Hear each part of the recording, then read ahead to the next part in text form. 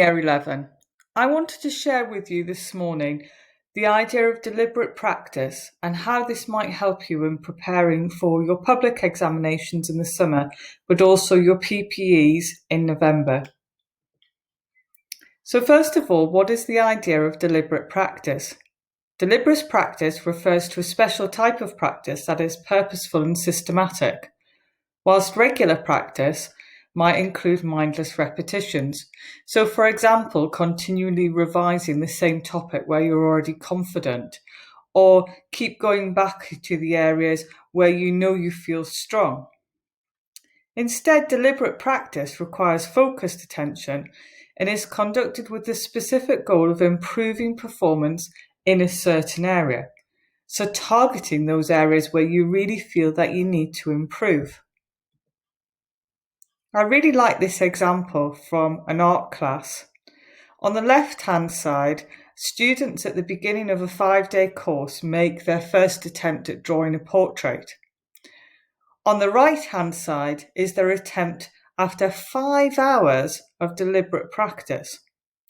So what's different? How did they improve so dramatically in 5 hours?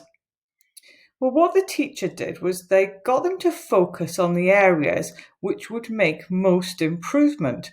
So, for example, the shading, the depth, looking at how did they focus on the detail of the face.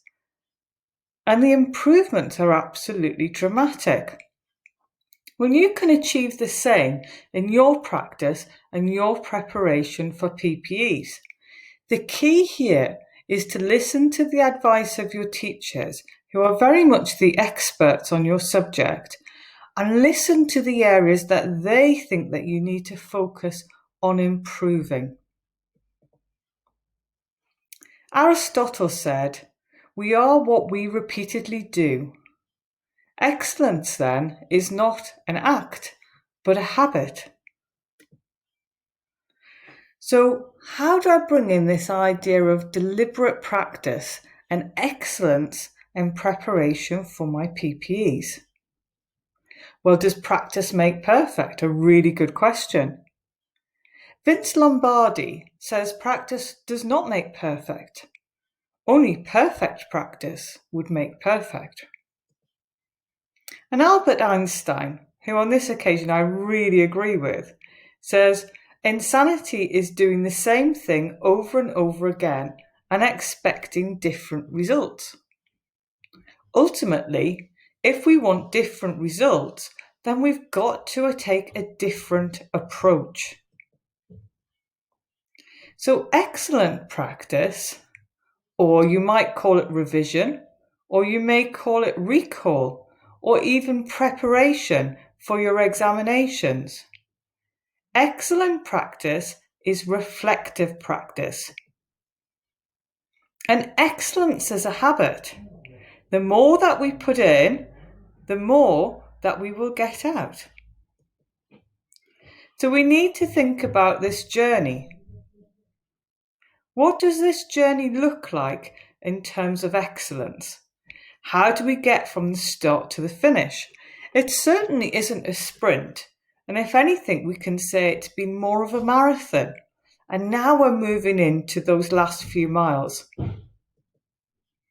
It takes time to create excellence, because if it could be done more quickly, more people would do it. So how might this help me with my Year 11 PPEs? Well, very importantly, the time to start your practice is now. Your PPEs will show you where you are working at now with your current level of practice.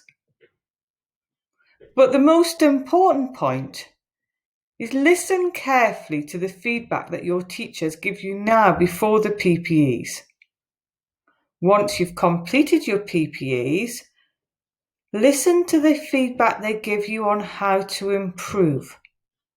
Those two pieces of information are collectively going to have more impact on you in terms of deliberate practice than any repetitive revision that you might do. Collectively, we have hundreds of years of experience in public examinations, so please listen to the guidance from the experts.